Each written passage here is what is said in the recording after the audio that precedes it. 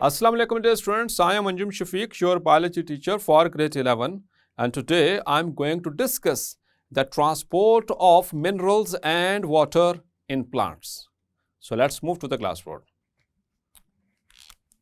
So now dear students, the transport of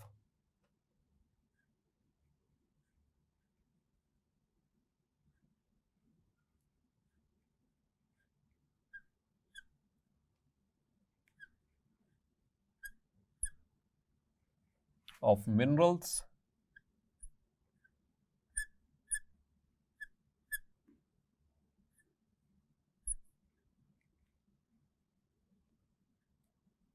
and water.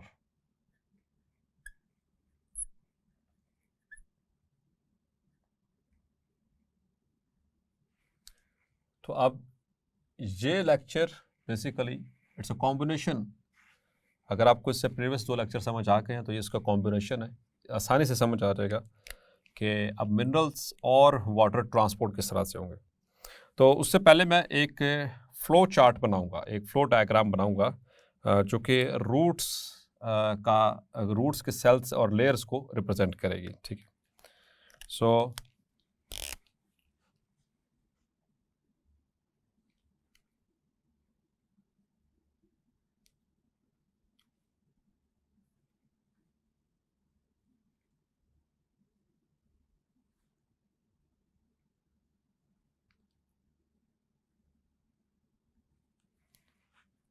this is the first layer, that is epidermis.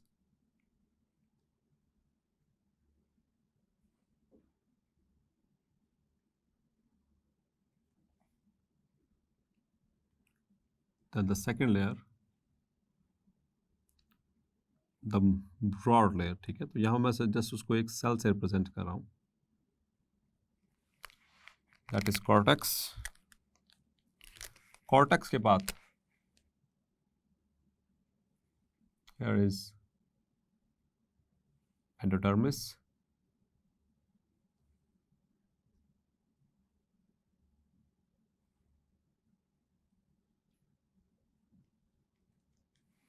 Endodermis के बाद pericycle.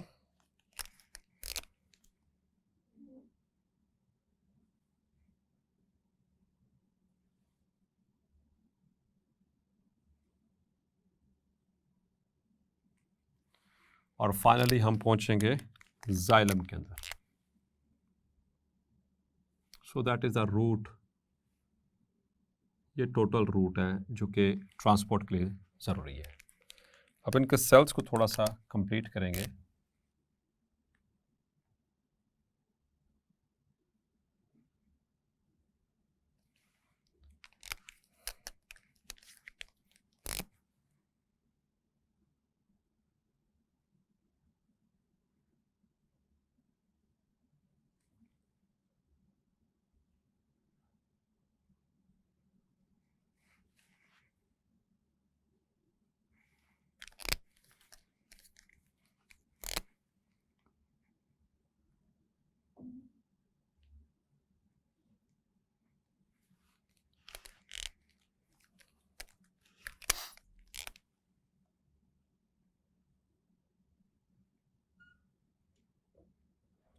So here we go. और now this is root here, and this is epidermis,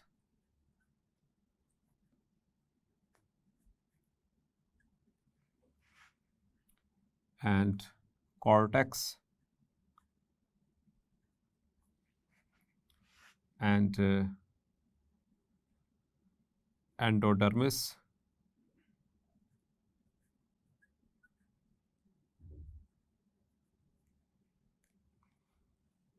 and the pericycle, and here is xylem. Okay. So, and there are present Casparian strips in the endodermis. Clear? So this is Casparian strip. और अगर cell के structure की बात करें तो ये बाहर जो आपको लेयर नजर आ रही है, this is the cell wall, और उसके नीचे ये इसकी cell membrane, means the plasma membrane, और फिर इनके अंदर मौजूद है vacuole. So here is vacuole.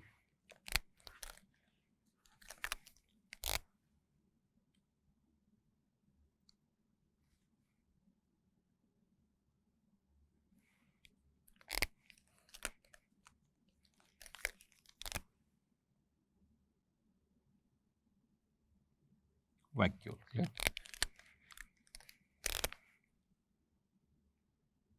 And this one is vacuole. Clear?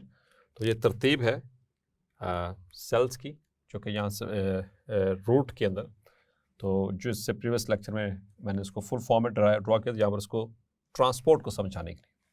अच्छा डियर स्टूडेंट्स, मिनरल्स हो या वाटर हो, तो रास्ता इनके दोनों के लिए सेम होगा, और वही तीन रास्ते, तीन पाथवेज.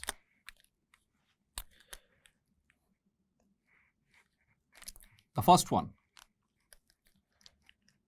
दैट इज, यहां से वाटर एब्सॉर्ब हुआ, ये पिंक से शुरू कर रहा हूं मैं. रूट हेयर्स, आपको बताया था कि जो रूट हेयर्स होते हैं, the extensions of epidermal cell. तो ये एपिडर्मल सेल और ये इसी की एक्सटेंशन. तो यहाँ से हुआ ये सेल वॉल के अंदर सेल वॉल, और आपको पता है ये दरमियान में जो सेल वॉल के दरमियान जो वो सुराख होते हैं, इसको भी मैं मेंशन करता चलूँ. So this is plasmodesmata. Plasmodesmata, special pores between the cell wall, जिसमें एक सेल का साइटोप्लाज्म दूसरे सेल के साइटोप्लाज्म के साथ जो है वो इंटरकनेक्टेड होता है. ठीक है, इनकी जो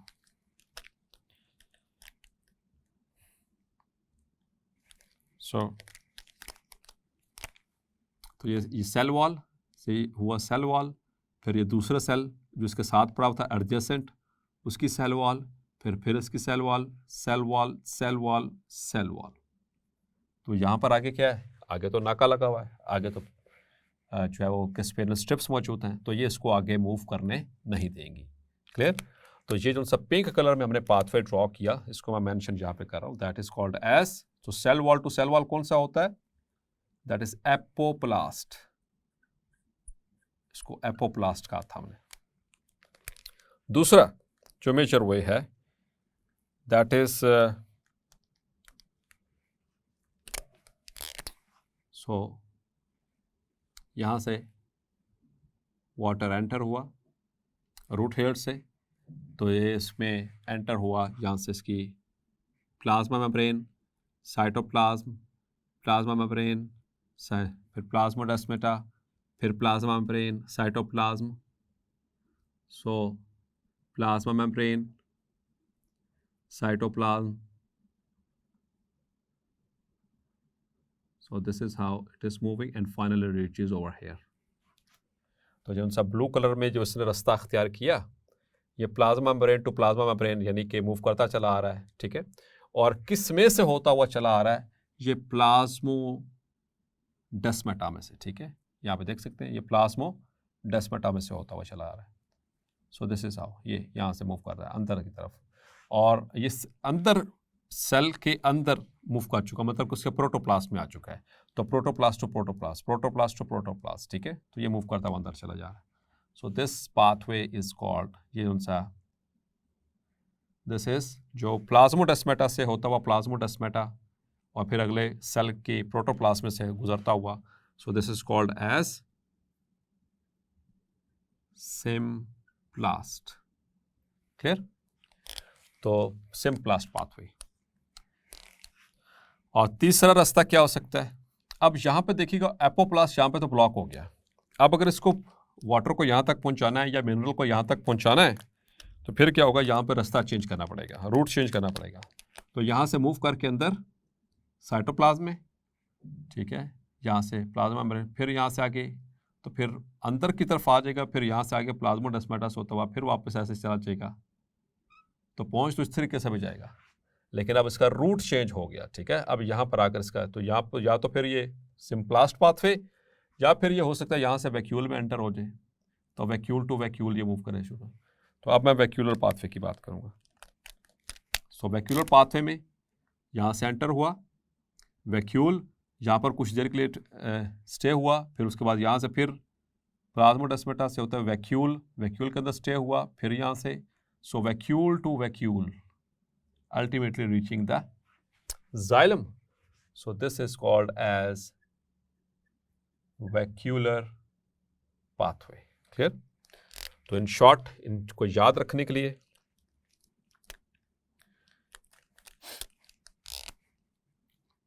नंबर 1 सिम्प्लास्ट पाथवे। उसमें कैसे मूव हुआ सिम्प्लास्ट में? From plasmodesmata to plasmodesmata of the adjacent cells. Clear? पहले प्रोटोप्लास्ट, और प्रोटोप्लाज्म का डिफरेंस आप सब बहुत अच्छे से शेयर कर चुका हूँ कि अगर प्लांट सेल में से सेल वॉल को निकाल दें तो बाकी जो बच जाएगा ये क्या कहलाएगा? प्रोटोप्लास्ट। ठीक है, तो protoplast, interconnected system of protoplast, interconnected by plasmodesmata.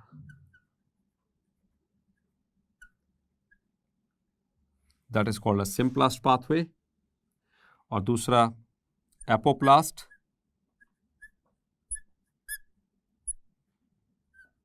Pathway,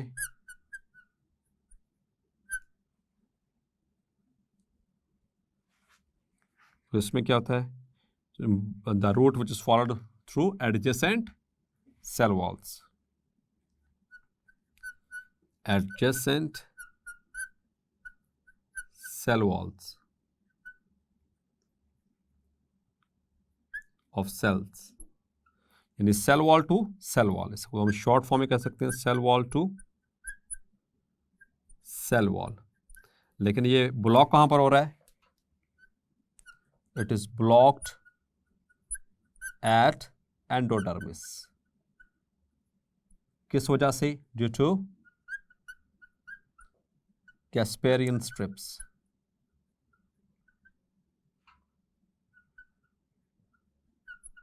clear? Due to Casparian strips यहां पर। और तीसरा pathway that is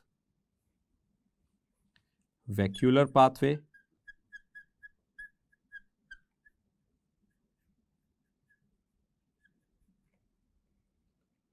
so from vacuole to vacuole, vacuole to vacuole। Clear? तो यहाँ पर थोड़ी देर के लिए स्टेयर किया वाटर ने या किसी भी मिनरल ने, फिर यहाँ से फिर आगे मूव किया, यहाँ से फिर आगे। So this is called as vacuolar pathway. यहाँ पर कुछ एडिशनल चीज़ें डियर स्टूडेंट्स याद रखनी है।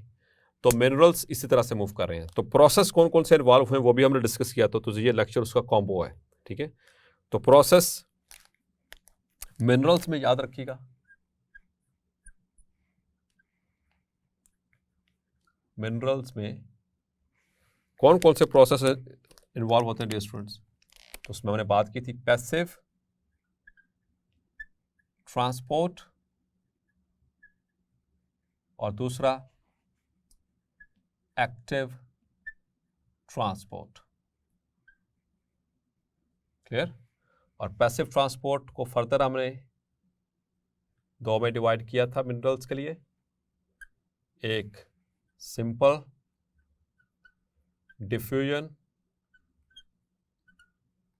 और दूसरा फैसिलिटेटेड डिफ्यूजन।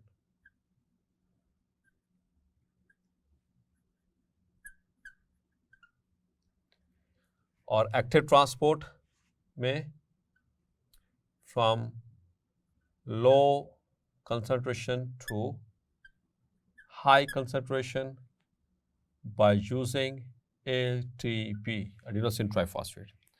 अब जहाँ तक बात है मिनरल्स की, मिनरल्स के हवाले से यहाँ पे दो बातें आपने जहन में रखनी है। एक तो मिनरल्स, क्योंकि ये सॉइल से अब्जॉर्प्शन हो रही है तो ये होगी बल्क फ्लो में, यानी कि मैस फ्लो। अच्छा, कुछ मिनरल्स, कुछ आयंस जो हैं वो तो इंडिविजुअली क्रॉस कर जाएंगे इसकी जो एपिडर्मल मेम्ब्रेन है ये वाली, इसकी रूट हेयर की, ठीक है, मेम्ब्रेन को इंडिविजुअली। और कुछ ऐसे हैं जो कि पानी के साथ मिलकर फिर आगे मूव करेंगे इसके साथ। तो जो पानी के साथ मिलकर मूवमेंट होती है उसको हम कहते हैं मैस फ्लो या उसको बल्क फ्लो, उसको नाम दिया जाता है, ठीक है। तो ये टर्म इस्तेमाल होती है उसमें। और अगर कोई अकेला अकेला आ रहा हो तो वो तो सिंपल है, ठीक है ना, सिंपल उसको फ्लो कहेंगे, मूवमेंट कहेंगे। तो मिनरल्स, अब the minerals can only be available to the plant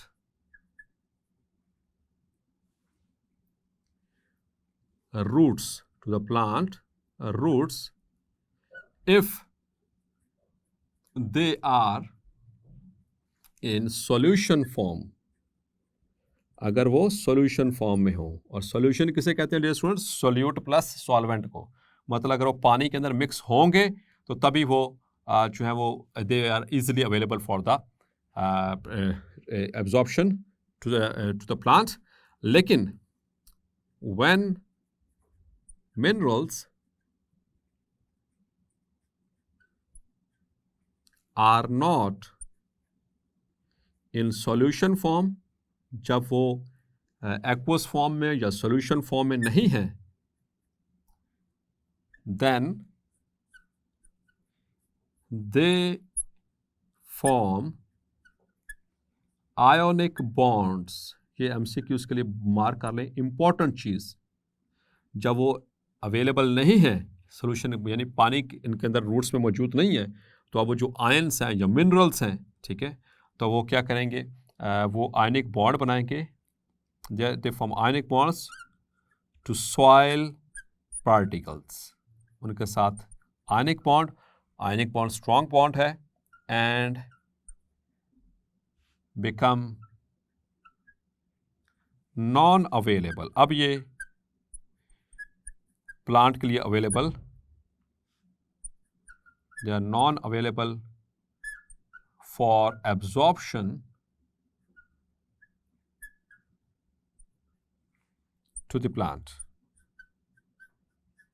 तो ये अब उसको वो एब्जॉर्ब नहीं कर सकता। तो मिनरल्स के हवाले से ये स्पेसिफिक बात याद रखनी है। और एक और अहम चीज इंपॉर्टेंट एमसीक्यू मिनरल्स की ट्रांसपोर्ट के हवाले से, कि most minerals are transported by active transport. ज्यादातर मिनरल्स, मोस्ट, ये एमसीक्यू, मोस्ट मिनरल्स, ज्यादातर मिनरल्स आयंस जो हैं वो किस शक्ल में, किस प्रोसेस के जरिए मूव करेंगे? Bye active transport. डिफ्यूजन के जरिए भी मूव कर सकते हैं, फैसिलिटेटेड डिफ्यूजन के जरिए भी मूव कर सकते हैं, लेकिन मोस्टली कैसे मूव करेंगे? एक्टिव ट्रांसपोर्ट के लिए। और एक्टिव ट्रांसपोर्ट हमने बात की थी, it is the movement of molecules from low area to high area और low concentration to high concentration by using ATP. जबकि पैसिव ट्रांसपोर्ट में ये इस ग्रेडियंट को क्या कहा था? Against, it is against concentration gradient, ठीक है, मूवमेंट है। तो हमेशा जब भी अगेंस्ट जाएगी तो एनर्जी इस्तेमाल होगी। ये अलोंग द कंसंट्रेशन ग्रेडियंट होती है, मतलब हाई टू लो, तो इसमें एनर्जी इस्तेमाल आमतौर पर नहीं होती है। क्लियर? और जहाँ तक बात वाटर के हवाले से, तो वाटर भी इन्हीं पाथवेज को फॉलो करेगा, यही सारे प्रोसेसेस होंगे, यही वो रूट्स होंगे। लेकिन यहाँ पर एक इम्पॉर्टेंट चीज़ आपसे शेयर करूँगा वाटर के हवाले से, जो कि स्पेसिफिक है, कि वाटर की मूवमेंट कैसी होती है डियर स्टूडेंट्स। ये पैसिव मूवमेंट आपको भी पता है, मीन्स तो ये पैसिव मूवमेंट है वाटर की, कौन सी? ऑस्मोसिस। अब ऑस्मोसिस दो तरह की होती है जो कि यहां पर ट्रांसपोर्टेशन में हेल्प करेगी। एक को हम कहते हैं एक्सोऑस्मोसिस और एक होती है एंडऑस्मोसिस या एंडोऑस्मोसिस भी कहते हैं। इसको एक्सोऑस्मोसिस या एक्सोऑस्मोसिस भी कहते हैं। एक्स का मतलब आउट और एंडो का मतलब in. Clear? So it is the movement of water molecules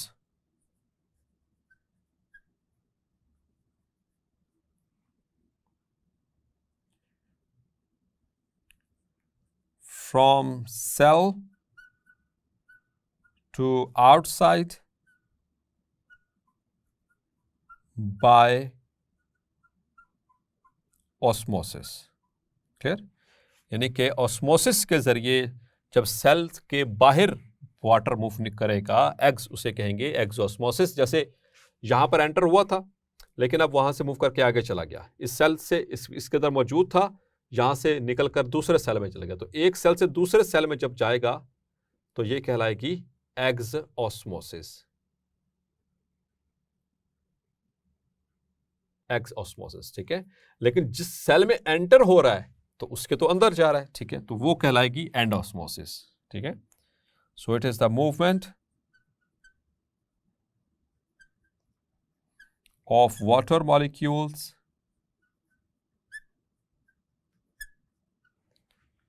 into the cell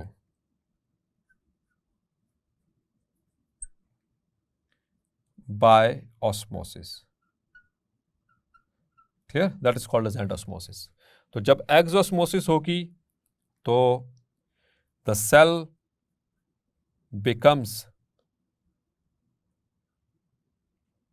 flaccid, मतलब कि वो ढीला पड़ जाएगा, ठीक है, उसमें प्रेशर कम हो जाएगा। जब वाटर एंटर होगा एंडोस्मोसिस के जरिए, the plant cell becomes turgid, वो सख्त हो जाएगा, टर्गर प्रेशर क्रिएट होना शुरू हो जाएगा। क्लियर? तो डियर स्टूडेंट्स, इस तरह से एक और चीज़ आपने जहन में रखनी है मिनरल्स के हवाले से कि कुछ यानी कि फंजाई जो हमने पढ़ा था चैप्टर नंबर 8 में, they are in symbiotic relationship with this plants. ठीक है, प्लांट्स में यहाँ पर एक इम्पॉर्टेंट एमसीक्यू शेयर करूँगा आपसे इसके हवाले से कि 90% फ्लावरिंग प्लांट्स और flowering plants are in mycorrhizal association. आपको याद है ना माइकोराइजी? तो ये प्लांट्स की रूट्स और फंजाई के दरमियान जो सिम्बायोटिक रिलेशनशिप है, म्यूचुअलिस्टिक रिलेशनशिप है, जिसमें एक दूसरे को फायदा पहुंचाते हैं, उससे हम कहते हैं माइकोराइजल रिलेशनशिप। तो 90% फ्लावरिंग प्लांट्स, अब इसको कंफ्यूज नहीं करना वेस्कुलर प्लांट्स से। ठीक है, याद हो आपको कि वहां पर चैप्टर नंबर 8 में पढ़ा था कि 95% of the vascular plants are in association with this mycorrhizal association. तो वो ओवरऑल बात हो रही थी वेस्कुलर प्लांट्स की, जिसमें वो सारे वो ट्रेक्यो उसमें टेरिप्सिडा और लाइकोप्सिडा और स्फीनोप्सिडा और साइलोप्सिडा, वो चारों ग्रुप्स शामिल हैं। यहाँ पर 90% की सिर्फ ये बात हो रही है, वो किसकी बात हो रही है? फ्लावरिंग, यानी कि सिर्फ टेरिडोफाइट्स, और टेरिडोफाइट्स में भी किसकी? सिर्फ ना फिलिसिनी की, ना जिम्नोस्पर्मी की, सिर्फ एंजियोस्पर्मी की, वही फ्लावरिंग प्लांट्स हैं। तो 90% फ्लावरिंग प्लांट्स इस एसोसिएशन में मौजूद हैं। और वो इससे फायदा क्या होता है कि फंजाई जो है, फंजाई वो प्लांट को प्रोवाइड करता है फास्फोरस, जिंक, कॉपर और इसी तरह के और मिनरल्स, और प्लांट उसको बदले में क्या देता है? ऑर्गेनिक फूड और प्रोटेक्शन। ठीक है, ये किसको प्रोवाइड कर रहे हैं? प्लांट को फायदा पहुंचा रहे हैं, प्लांट फिर इनको रिटर्न में फायदा पहुंचा रहा है। ठीक है, उनको एक तो रेजिडेंस दी हुई है, ठीक है, रिहाइश दी हुई है, दूसरा उनको ऑर्गेनिक फूड भी मिल रहा है इनसे, प्लांट जो प्रिपेयर करेगा। सो this is a symbiotic relationship. तो यहाँ पर भी देखें मिनरल्स इकट्ठे किए जा रहे हैं। मिनरल्स इकट्ठे करके अब्जॉर्ब कहाँ से होने, रूट्स से, और किस तरह से, बाय मैस फ्लो यूजुअली। तो उसमें कुछ ऐसे भी होंगे जो अकेले अकेले चले जाएंगे, ठीक है, खुद से, जो इनऑर्गेनिक आयंस हैं, लेकिन ज़्यादातर जो है वो मैस फ्लो या बल्क फ्लो के जरिए मूव करते हैं, यानी कि dissolve in water. Clear? So that's all about the transport of minerals and water. इसको अच्छे से पढ़िए, क्या ये इंपॉर्टेंट चीज़ें, इसमें शॉर्ट और एमसीक्यूज़ के हवाले से बहुत अहम चीज़ है ये। सो डियर स्टूडेंट्स, होपफुली आज का लेक्चर भी आपको क्लैरिफाई हो गया होगा। मिलते हैं नेक्स्ट लेक्चर में और डिस्कस करेंगे द वाटर पोटेंशियल। तब तक अपना ख्याल रखिएगा। अल्लाह हाफिज़।